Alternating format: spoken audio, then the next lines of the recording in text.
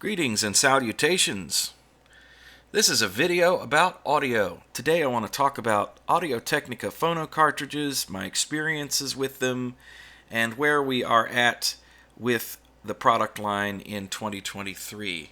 I want to talk about what my favorite AT cartridges are first, and then I want to get into some of the things that I have been reading about online and some of the things that I have run into myself in the last couple of years. I've done several videos about AT cartridges, and of course years ago I did a video about the Audio-Technica 3600L, which is a wolf in sheep's clothing and can be had for very little money. So that's where I want to start. The cartridge you are looking at is the Audio-Technica AT91, which was the last retail version of an old cartridge called the AT3600. The 3600 goes way back to around 1980 or so, and they were sold under different brand names. There were Signet cartridges in the US, which were AT3600 bodies. This is the 211 body style, is the 3600. And they have appeared on just about every cheap plastic turntable that you can buy for the last 40 years in one form or another. That doesn't mean that they themselves are bad cartridges. They are not. They are fantastic cartridges. And I keep going back to my AT91. I bought one in the box maybe about 2.5, 3 years ago when I heard that they had discontinued this cartridge, which is very sad. They need to bring this back and put it back in the retail space. I have a theory why they did that, but we'll get into that in a moment. Now, this is also the cartridge that comes with the U-turn Orbit basic turntable. If you buy a Fluence turntable, some of the lower end models from them, it'll have this cartridge. I believe dual cells turntables that come shipped with some form of this cartridge. Riga has a form of the AT3600L. They call it the Carbon. Apparently it's modified. There's a video on YouTube where somebody bench tests an AT3600L, and they bench tested the Carbon and couldn't see any difference in it.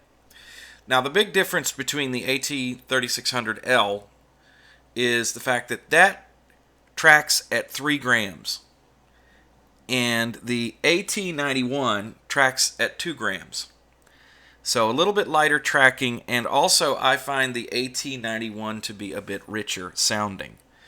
They just took a little bit more time with how they put the innards together on that cartridge, and it's a more pleasing tone. Now, that doesn't mean that the AT3600L is a bad cartridge. No, not at all.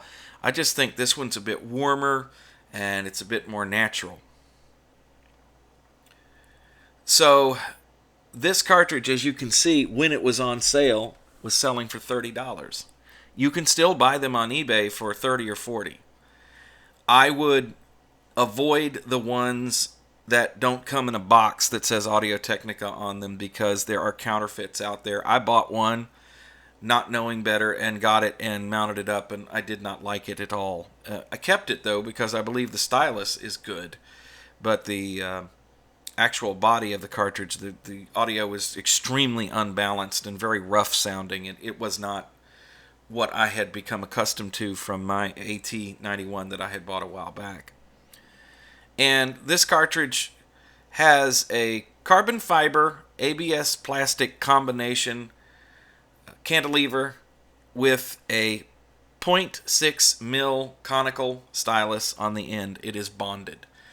However, it tracks very well. As a matter of fact, this tracks better than a lot of the elliptical styli I have heard on things like the Audio-Technica VM95E, and even better than the Audio-Technica the old 95E. Not the VM95E, but the original 95E.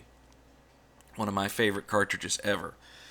This cartridge seems to track better. It has the same sort of tonal balance as the venerable old 95E, so it's just delightful, and it's wonderful for playing yard sale records that aren't in the greatest condition. I also like using conical styli to play 45s and mono LPs. I think they sound better with slightly worn 45s from the 50s and 60s, and of course mono LPs just do better with a conical stylus anyway. Depending on if it's fake mono, which would be like the reissue of the Beach Boys' Pet Sounds. That was definitely cut on a stereo lathe. It's just there's no stereo there. And we'll get into that here in just a few moments. I want to talk about mono a little bit later on in the video. But in general, this cartridge, I keep going back to it. And I have been playing around lately with my old Stanton. I did a video not too long ago about the Stanton 680EL, and I've been playing around with that. I picked up some aftermarket styli and tried them. No, they weren't good.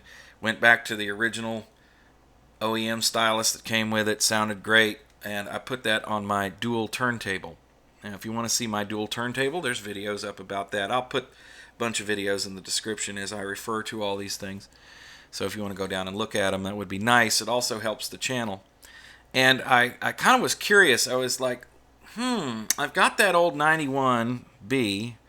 Let me go ahead and put that on the dual turntable, the most expensive turntable I have. Let's see what it does. Guess what? It performed beautifully. I set it up absolutely perfectly, and got the the alignment protractor out, and I just made sure it was exactly what it needed to be, and it was just beautiful, absolutely gorgeous sounding. Really surprising, which makes you ask the question: is it the cartridge or the turntable, or is it a combination of both in the setup?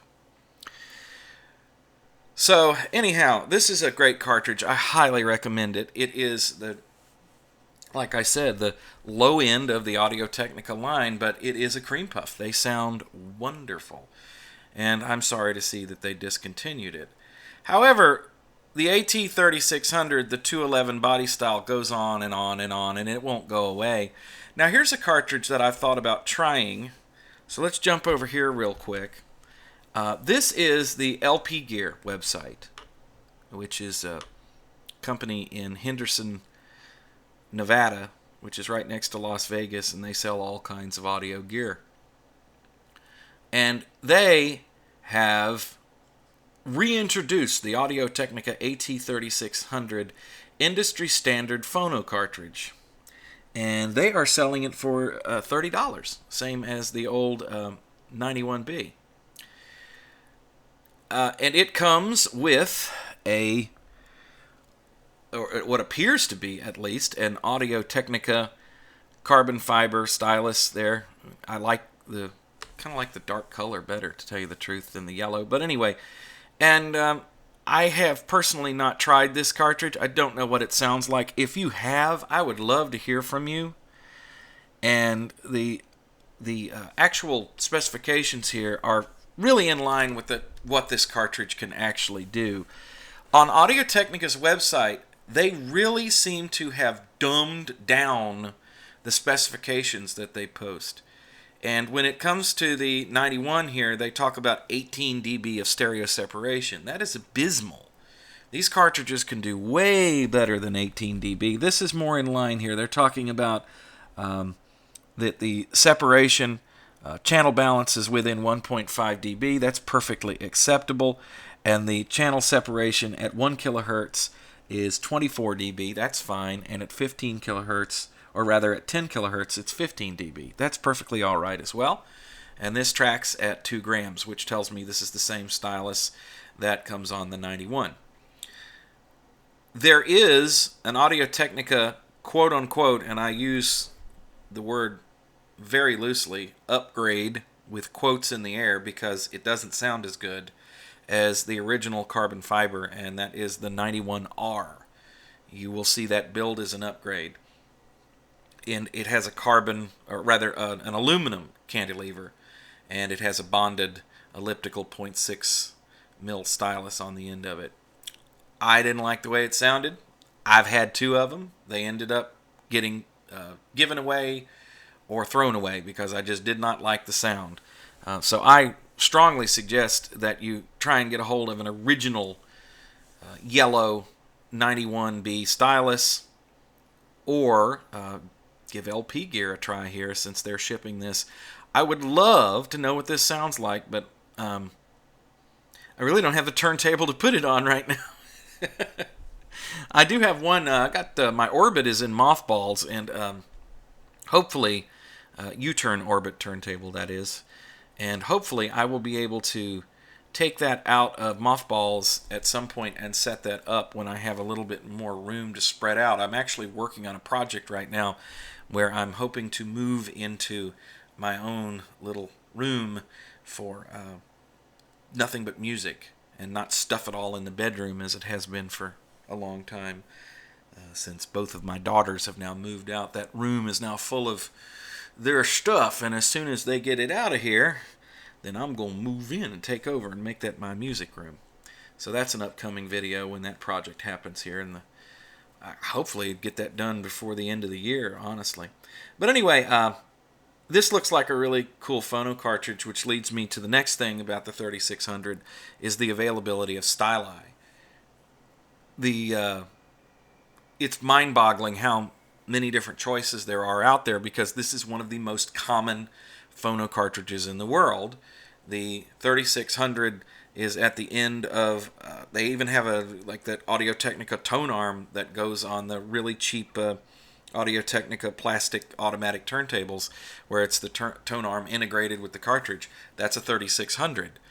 So if you start doing research about that cartridge, it's just amazing. And there's been all kinds of different versions and permutations through the years with different characteristics, and it's very easy to get styli that will play 78s, for instance, at relatively cheap prices, and they sound wonderful. I'm talking about, I'm listening with headphones, and I'm really enjoying my 91 for my old 45s and mono LPs and stereo LPs. So I have two turntables that are up and running right now, and one of them is set up more for playing back 45s, yard sale, stereo, and mono LPs. And the other one is more or less set up with a different stylus and different cartridge that I am more accustomed to putting things that are in really good shape on, flawless sounding albums and whatnot. So it's more set up toward LPs. Of course, I can play whatever I want on whatever I want, but that's how I choose to look at it. And the 0.6 mil conical stylus is just great for high modulation 45s, mono 45s, and mono LPs and yard sale LPs. And because it don't cost that much, if I wear it out playing worn out, screwed up records, who cares? I just buy another one. Actually, I have another one on hand. So it's not that big a deal. And conical styli wear very slowly, especially tracking at only 2 grams. So you could expect a lot of life out of this particular kind of stylus. So if you're looking for cheap thrills when it comes to phono cartridges, buying up old yard sale turntables and things like that, this is definitely one to look at, either the LP Gear version here, or if you can find one, the original AT. Don't know what the comparison is, as I've said before. I've not tried the LP Gear version myself, but I'm assuming it's going to be pretty good. So let's talk about the other turntable that I have set up, and that is the one that I'm using to play really high quality LPs that serious listening, let's put it that way. And the cartridge that I'm using these days is the AT VM95EN, which is the VM95 with the nude 0.3 by 0.6 elliptical stylus. This cartridge is an absolute steal for the money. They're selling it for $119 on the AT website right here. And for what you get and what you pay, I really think that this is the best value if you're trying to get just a step above the average. In other words, you want to really get into that area where an LP can sound better than a CD. You want to get just one step above the, all the other dreck that's out there. This is a good choice, a really good choice. Now, what AT is doing these days with their VM series is they have one body, and then they offer all kinds of different styli for it. So they have this cartridge with a conical. They have this cartridge with a bonded elliptical, which means that you have a little bit of diamond on the end of a shank, which is glued onto the cantilever. And they go into how this works, like here on their webpage, they show you what a nude stylus is and everything. And this is when this cartridge really comes into its own. I have, in the past, for videos that I have done here on YouTube, had the conical version of this, and I have had the elliptical bonded. I say stay away from both of them. They're lifeless. When you get to the nude stylus, which is what we're talking about here, the EN, then it really takes off. I have not tried a microline stylus on this. That you can also get a Shibata. You can go way up into the exotics with these cartridges, but I've heard good things from people who have used those as well. Now, there's a little bit of criticism here, is that you have the same body and it's just the different styli, and that kind of presents an issue in that when you start getting much above the what we're talking about here, the EN with the nude stylus, without improvements to the cartridge itself, are you really getting the best benefit from an advanced shape like a microline or a Shibata stylus? I'm not really sure. Taking a look at the specifications here real quick for the EN, it looks pretty good. They say the channel separation is 22 dB, and like I said, for whatever reason, Audio-Technica has really dumbed down what they show you on their webpage. I think it's better than that because, like I said, I'm listening with headphones, and I'm comparing this, by the way, with an Ortophone 2M Blue, and for a while I was comparing it with the Audio-Technica VM530EN, which is the next up, and the VM530ML, which I did own for a while, and I'll get into that in just a little bit. So yeah, I think this is a solid steal, and I did a whole video about this cartridge and the next one up in the series, the VM530EN. All of the 530 series, all that 5 series is just very bright. And so I never stick with them. Their brightness always gets on my nerves, even though I try to do all kinds of things to fix that. We'll talk about that more in just a bit. But yes, the EN right now is my go-to for economical, true fidelity. You're not going to hear a lot of sibilance with this cartridge if it's set up properly. It's just a well-balanced sound. It's exciting. It's got good bass. It's got the treble is biting, but it's not too much. And I think this is a good middle-of-the-road cartridge for the money that you spend. So I got a video up about that one, and I was talking about nude styli at that time, and I had made up my mind that I was going to just buy everything with nude styli from that point forward, because I was tired of hearing sibilance on records, and But like I said, the 91, the $30 cartridge, tracks really good, boys and girls. I'm telling you, it sounds good. All right. Now we're going to get into a bit of criticism here for the Audio-Technica line, because I kind of think that they have really dumbed things down. And no, we're not talking about the super high-end moving coil cartridges from Audio-Technica. A lot of the manufacturers have the pedestrian moving magnet cartridges, and then they have moving coil. It's the same with Grado, and it's the same with Audio-Technica. And as you go up the chain with Ortophone, it's the same thing, or Ortophon. Ortophon is the one I like the best. I've been going back and forth between Ortophone and Ortophon. But I think Ortophon. what we're going to call it. Anyway, see, people go in the comments and say, you're saying that wrong all the time. It's orthophone. No, it's orthophon. No, it's orthophone. You say potato, I say potato. You say tomato, I say go to hell. Anyway, as I was talking about earlier, they have this thing that they're doing now where essentially they have the same body style of cartridge, and then they upgrade the styli. So with the 530 series, you start out with the 510, which is a conical, and then you have the 520, which is a bonded elliptical, 0.3 by 0.7, terrible styli. And what makes a bonded styli not sound good is the fact that you have a lot of connections between the cantilever and the actual stylus tip, and then they have to use cement on there, and when they do that, it increases the mass.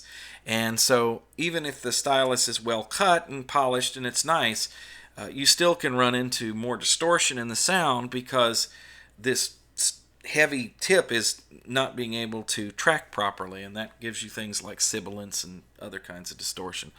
A nude styli is much lighter. It only has one connection to the cantilever. Okay, and that's one of the things that make them very cool.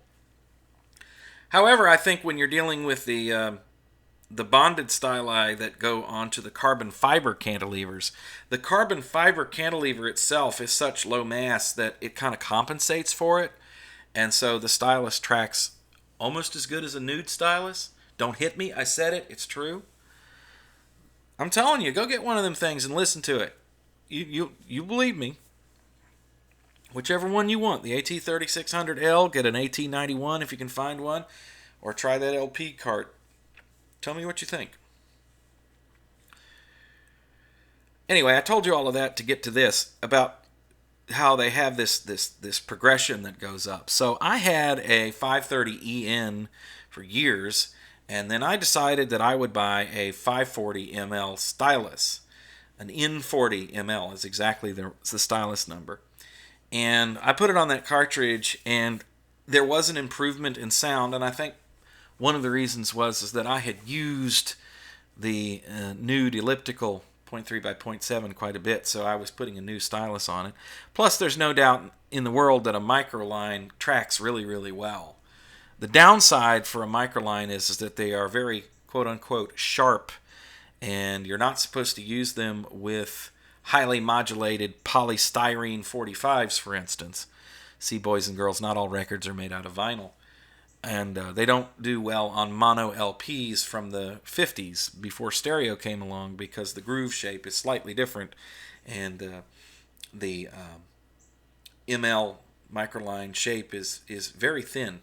Also, you have to use a little bit of anti-skate, a little extra on microline styli. I found that out. I have a video all about styli and cartridge shape. I'll put it in the description. Let's see if anybody watches it. Anyway, this cartridge right here is the VM740ML, and for moving magnet cartridges right now, as far as I can tell, this cartridge is the top of the line from Audio-Technica, although they do have one that comes with a Shibata stylus that costs just a wee bit more. Of course, Audio-Technica likes the microline stylus because that's their brand name for their line contact stylus, right? Cool. Here's the thing. This cartridge is selling for $349, so it's $350. What do you get for $350? You get, as far as I can tell, a VM 530 or 540 ml with an aluminum body. In other words, it's not plastic anymore, it's aluminum, and the cartridge weighs 2 grams more. From what I have read, inside the cartridge is the same exact coils and setup, and it actually uses exactly the same stylus as the 530 ml. And so you pay more money to get the aluminum case. And by the way, there's only 2 cartridges advertised in the 700 series. You can't get a nude elliptical or a bonded elliptical or a conical or anything else. This is what you get. So, is this worth the money? Is there anybody out there who actually had the 540 ml, the one with the plastic, and then they bought this and they put them together? Is there a difference in sound? I think they charge an extra $50 for that cartridge. So you get it's maybe 75 to 50, because I think the cartridge on its own, if you get a 540 ml, is like $270, close to 300, 275 to 300, something like that. And then if you get it with the Audio-Technica head shell, if you have that kind of turntable that, like an S-shaped tone arm, and you're looking for an SME head shell, then it gets over $300. And of course, this one on its own is $350. So, my experience with the high-end Audio-Technica cartridges was, they sound good. They're very clean. But they also have a very bright, high-frequency region. It's very much forward, and the upper mids are forward as well, and I found them to be brighter than a CD. And I tried different amplifiers as far as like phono stages to see whether that made a difference, and I also changed the cables around. I did all kinds of stuff without actually going and buying a new phono stage with variable inductance and capacitance on it, which is what I'm assuming you would have to do to tone down that high frequencies. I'm sure that if you can get it flat, then it's perfect. Or it could be just that it's super flat as it is, and since the high end is so undistorted, it's just you're not used to hearing that from records. I have no idea what it is, but I finally ended up giving away my 530 ml, and I was looking to see if the 740 would offer any more refinement, even though it was a lot of money. And that's when I found out that it's essentially the same cartridge, and I went, gee, okay, never mind. While we're on the subject of ragging on Audio-Technica, I've got one more cartridge to talk about from them that really makes me scratch my head. This is the VM610 Mono. This is the same body style as the 500 series, but this is the 600 series, and they have a mono cartridge, okay? So the idea here is that this cartridge is designed to play mono LPs before stereo and mono 45s from the late 40s, 50s, and 60s. See, with 45 RPM singles, it wasn't common to have stereo on those until the early 70s. Up to that point, they were mostly in mono. Although when stereo first came out in 1959, RCA did release some demonstration 45s that were in stereo at that time. They did not catch on. And then about 1968, the record companies started experimenting with offering these to see whether people would buy them. What made the record companies go to all stereo in the early 70s was they were tired of producing a stereo LP and a mono LP, and they figured, well, if we just all put the same thing out, then the technology will have to catch up. Because stereo was introduced for LPs in 1957, and the record companies continued to put out mono versions of those LPs for, like I said, until the early 70s for people who had monophonic-only turntables. Now, by the late 60s, pretty much all of those turntables had the old cartridges removed and upgraded to cartridges that could play stereo. So that was another reason that they weren't worried about people returning records, because they played a stereo record on a mono turntable that, wasn't prepared to do that and all that other stuff. So that's a little bit of that history that goes with that. Now, this cartridge is designed... pretty much all of the cartridge manufacturers these days have a mono cartridge available. I know that Ortofon certainly does, and I think Grado does for sure. So it's kind of a thing. You got to have one in your line somewhere. And both the Ortofon version and the Audio-Technica version, as near as I can tell, are nothing more than stereo phono cartridges that are wired in mono inside the body. Near as I can tell, that's what this is. This stylus that they have on this cartridge is exactly the same stylus that comes on the VM510. The VM510, it is a bonded conical styli shape, 0.6 mil, okay? And on the 510 cartridge, it plays in stereo. And then over here, it's supposed to play in mono. And so down here, this whole part of this where they talk about this being specially connected in the cartridge to get a super focused center, is that just BS? Because technically all you have to do with a stereo cartridge is wire it in mono, combine the channels, bada bing bada boom, you have a mono cart. Now, technically speaking, that's not the same as a true mono cartridge, which only picks up vibrations from the stylus that are lateral, going back and forth, and no up and down. It doesn't get any of the eccentricities of a stereo groove. But, hey, would you pay extra for this? Or would you buy yourself an Audio-Technica cartridge and wire it in mono? Or would you just get a preamp that had a mono switch on it? Because they exist. You can buy one of those where if you're playing a mono record, you just throw everything in mono and go on with life.